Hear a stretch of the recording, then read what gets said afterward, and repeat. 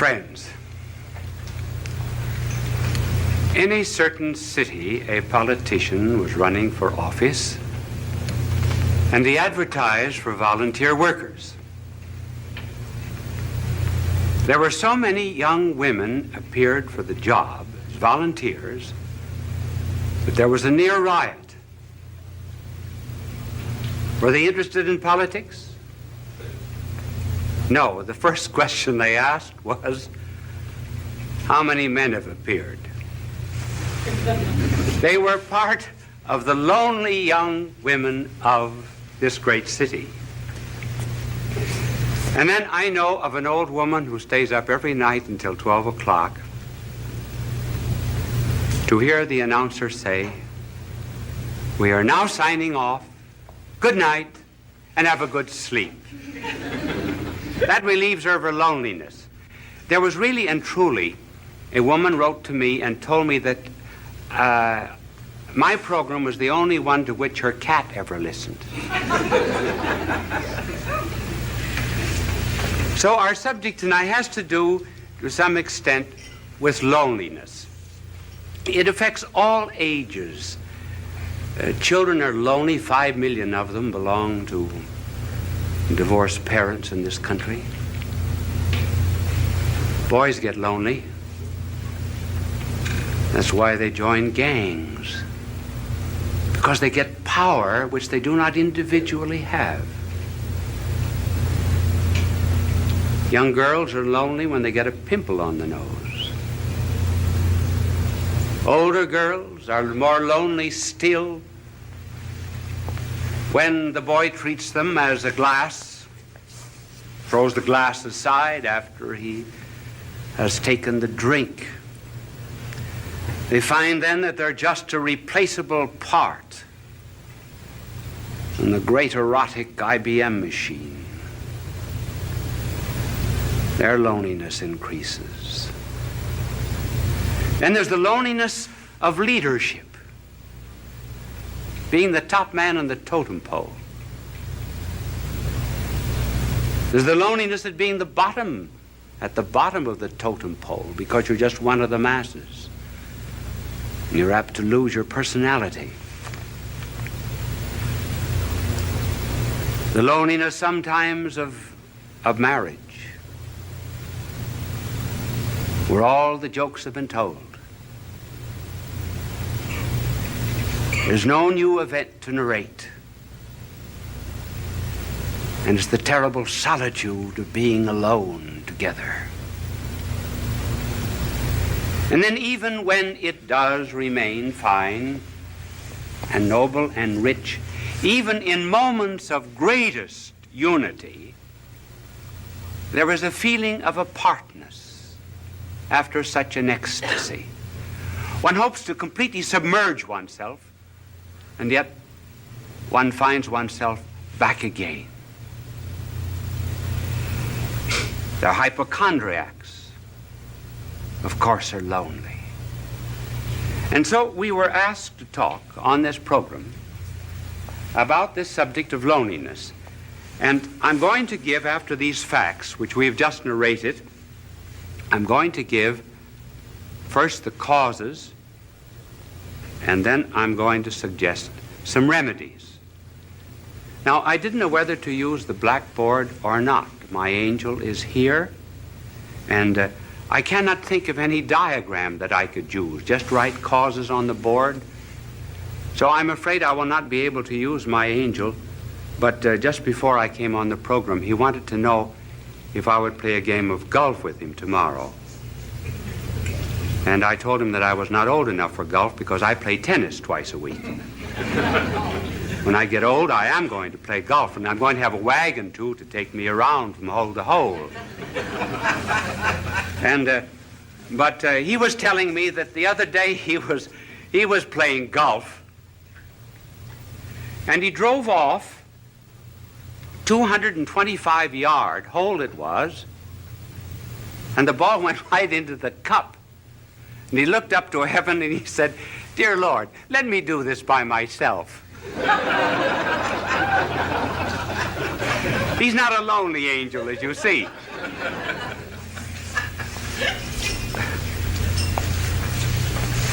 Now, what are the causes of loneliness? Well, one of the causes of loneliness has to do, first of all, with the lonely people themselves.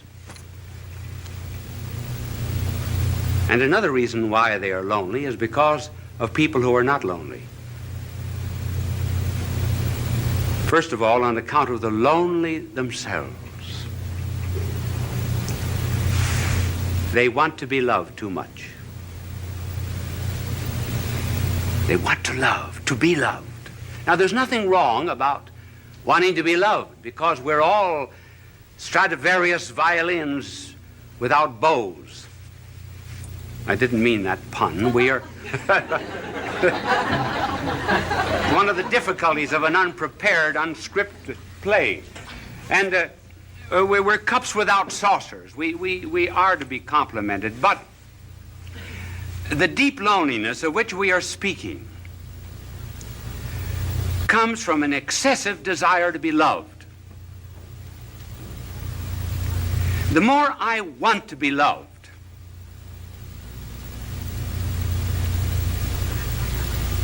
the less I am loved. The less I'm loved, the less lovable I become. The less lovable I become, the less I'm capable of loving others. And that's how, by a desire to seek only oneself and to please oneself, one gets caught like a bird in a fowler's net. And the more one struggles to get out of this loneliness, the more one is captured by it. And just take some concrete examples of this desire to be loved. I know of a mother whose daughter was away at college. And she used to call up the daughter every night.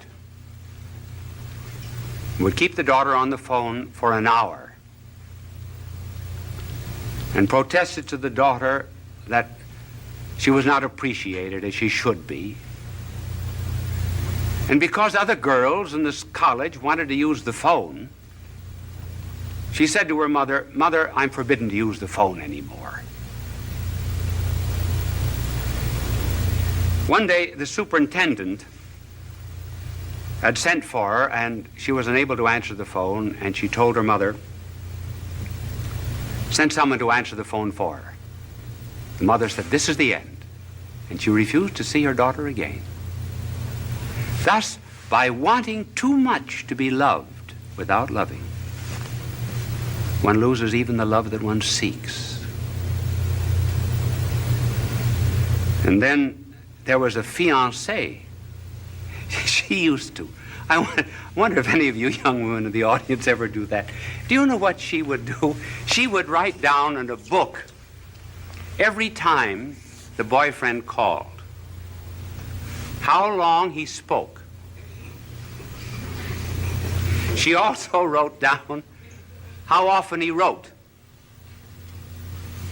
and how many words he wrote in each letter. She felt that she wasn't loved enough, so she began writing herself anonymous letters, threatening her. And she said that these letters came from a well-known author in the city. And finally, she was exposed by this man whom she blamed, and eventually the marriage was broken off. She just loved too much, loved to be loved.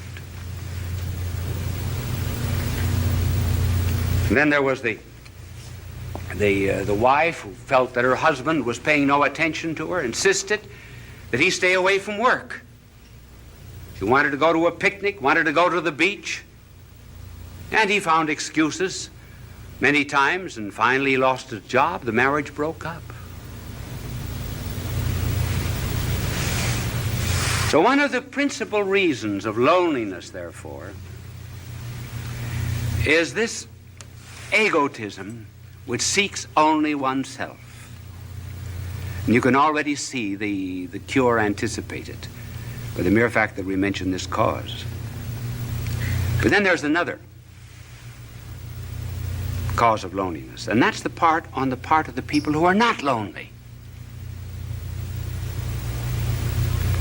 They do not bring any love to these people.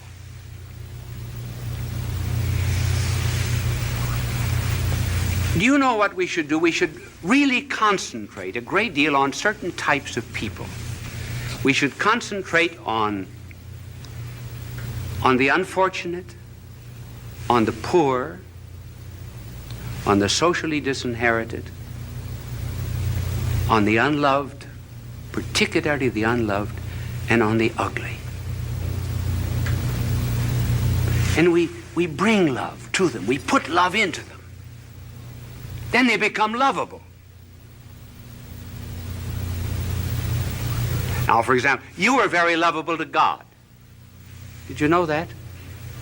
You say, well, what is there in me to love? Nothing. But he put his love into you. That's why you're lovable. And that's what we have to do with other people. And so the loneliness of these people is increased also because the rest of us will not listen to them. Listening is a therapeutic. There was a psychologist who formulated a marriage case that involved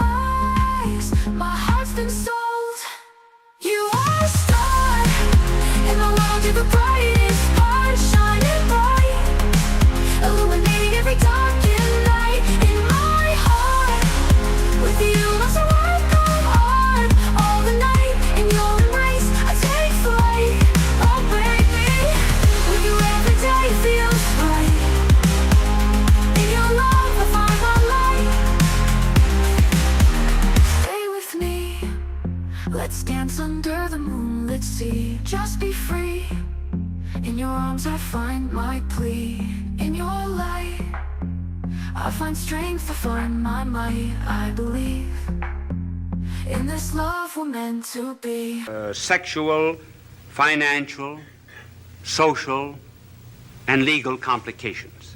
He went to 100 clergymen and 100 priests to present the story, and he carried the stopwatch with him. Do you know how long they listened? The average was 2.5 minutes. Then off-the-cuff answer. They refused to listen. They refused to care. George Bernard Shaw has something rather good on that subject. In his play St. Joan, King Charles says to Joan, "Why do not the voices come to me? I am the king." And Joan answers, "They do come to you, but you do not hear them. You have not sat in the field in the evening listening for them. If you prayed from the bottom of your heart and listened to the thrilling of the bells and the trilling of them after they had stopped ringing, you would hear the voices, just as I do." In other words, listening is a therapeutic, a cure for lonely people. We do the same thing with our prayers. We wouldn't do to a doctor what we do to God. Would we go into a doctor and mumble off all of our symptoms and then say, "Bye, doctor"? Not listen. So listening on our part, refusal to listen, is one of the causes that intensifies this forsakenness. Now, what is a cure? Well, there are several cures, and we will just have time to mention one that is very important, namely caring for other people. When we're lonely, go out and serve. Then loneliness goes out through our fingertips. Our heart opens. The Chinese have a proverb: if you're without shoes, go out and find a man without any feet.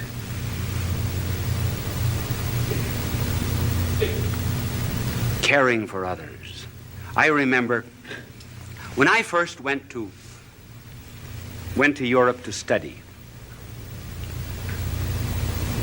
to do my university work as a young priest. The first Christmas I was lonely. I was really lonesome. I think it was the only time in my life I was lonesome.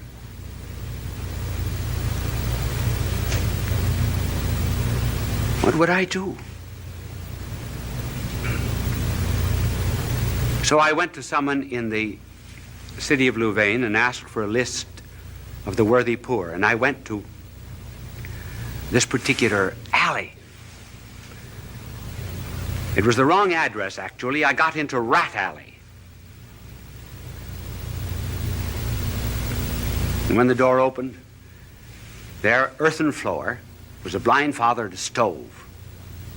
10 children barefooted around the stove. A ladder leading up to the second floor. One bed upstairs, bed downstairs. The children slept crosswise. I asked the family what they had. This was Christmas Eve, what they had for dinner, and she opened a bag of straw.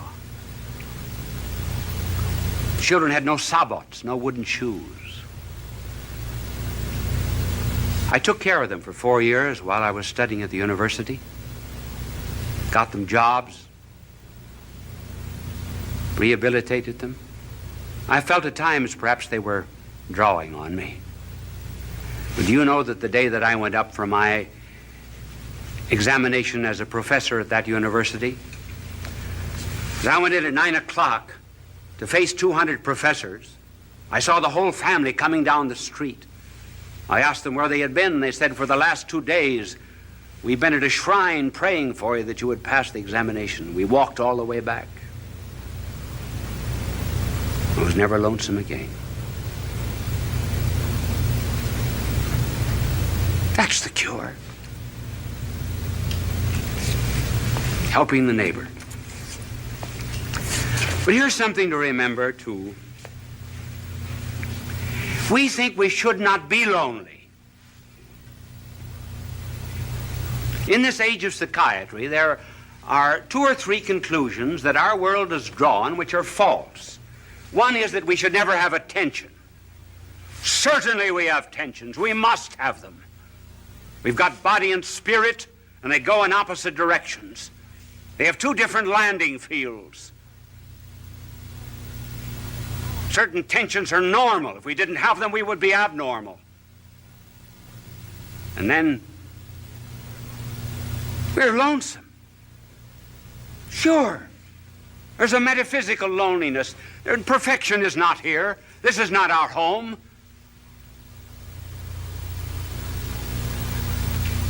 I've got something that I want in my heart that nothing on this earth can satisfy, and nothing can satisfy you either. And we know it very well. So what's the cause of this loneliness? What are we looking for? Well, we say we're looking for God, yes. But then I know what you will answer. What does God know about loneliness? Now that's a good question. That's a good question. What does he know about loneliness? Does he know anything about the loneliness, for example, of a babe in Afghanistan who has no better home than just straw? Does God know anything about the loneliness of a mother who has to gather up a child in order to escape a dictator and fly halfway across Africa?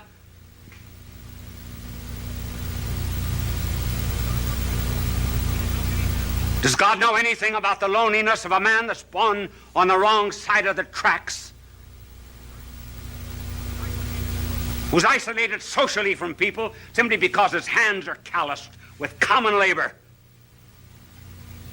and is denied decent society? Sure, does God know anything about that kind of loneliness, for example, in which one is expelled from a city, disowned by one's own people? Does he know anything about the loneliness of being deserted by friends? Does he even know anything about the loneliness of feeling doubts even about religion, doubts even which one cries out, "Why hast thou abandoned me?" Does God know anything about these things? Yes, those are good questions. Now suppose that there was a figure that came into all of this loneliness and so immersed himself in it that he would not immunize himself from it, would not cut himself off from it. Would you, for example, be the only one on the battlefield that was whole and not help any of the wounded? And so if there was a figure that came into this world of ours and refused to isolate himself from loneliness and felt it so much that blood poured out from his body, felt loneliness so much that as if all the robberies of the world were thrust into his hands, as if he himself were guilty, that felt all loathsome carnality so much that his flesh was hanging from him like purple rags. Suppose someone came into this world and went into all of this loneliness, took it all, and was not overcome by it, but conquered it all. Then what? Then I may be lonely every now and then, but I'll not be overcome by it. Then I have a captain, kind of a captain who did presses not a button in heaven from a celestial command. But I have a captain who stumbled to a throne.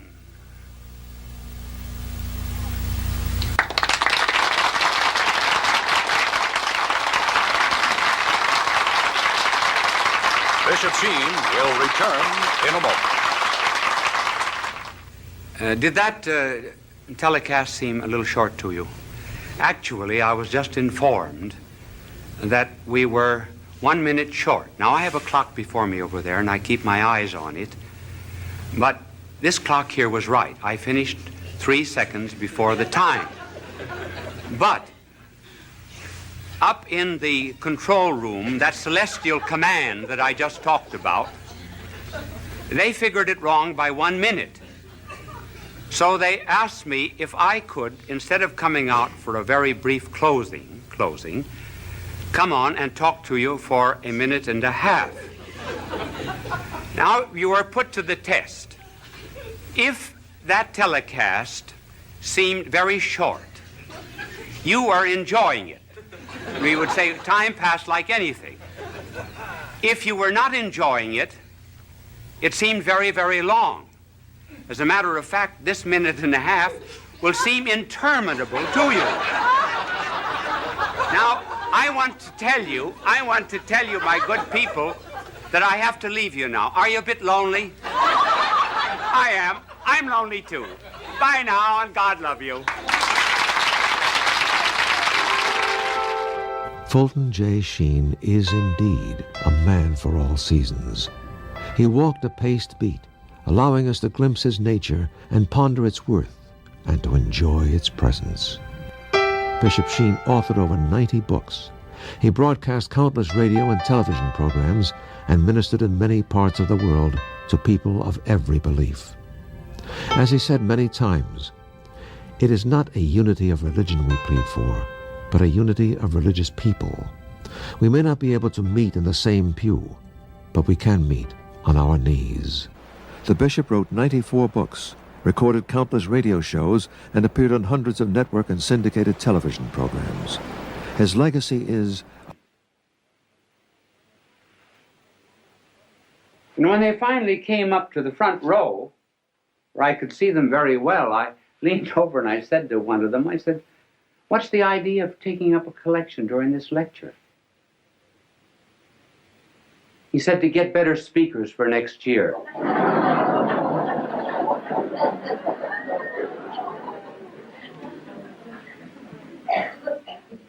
So I am not presenting myself as a model to you on how to talk. It's just merely that there have been so many letters coming to me asking me to give a few suggestions that I will give them to you. They are only personal. They may not apply to everyone, but I will give them to you for what they are worth.